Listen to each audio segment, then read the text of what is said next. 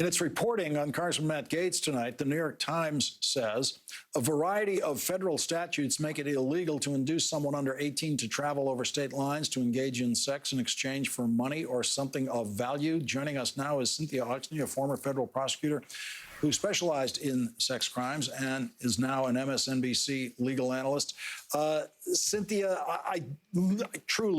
I do not know where to begin on this one. This one is a head spinner. It's a doozy.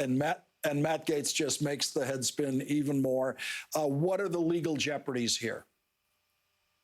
Well, they're pretty serious because sex trafficking is taken very seriously, and the penalties range somewhere between 10 and 15 years. So it's a serious crime.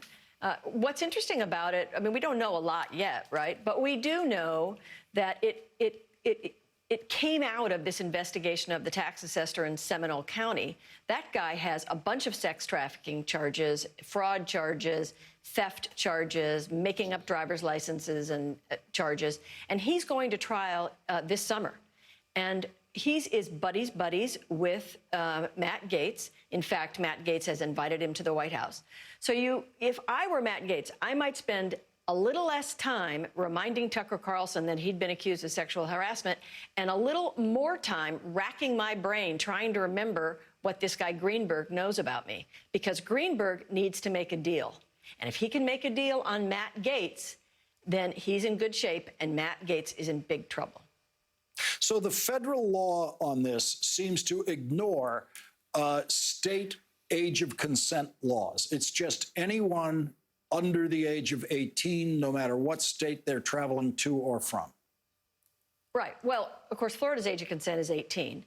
But yes, that's right. The federal law trumps. There is no sort of Mississippi exception to the federal sex trafficking law. If you're under 18 and you're taken across and enticed across state lines in return for something of value in sex, you have violated the federal trafficking law. And as a federal investigation, if this was just a case of Matt Gaetz being involved with someone 17 years old in Florida, there would be no federal offense there. It's somehow a state line has to be crossed. Right. That's exactly right. And you know, depending on the relative ages, cases are looked at differently. Matt Gaetz is 38 years old. If he took somebody across state lines who was under 18, I mean, that's a serious case, and those cases have been prosecuted over and over and over and over, and certainly they're being prosecuted in the Greenberg case. So yes, it's a serious problem. In the various statements he's made today, he has admitted to elements of this investigation. He said to Axios that, yeah, sure, I paid for a lot of plane tickets and things like that for girlfriends. So he admits to elements of these things. He just is not admitting to this combination that one of the people is 17 years old and he's flying her across state lines. Right. They're very sort of weird denials there.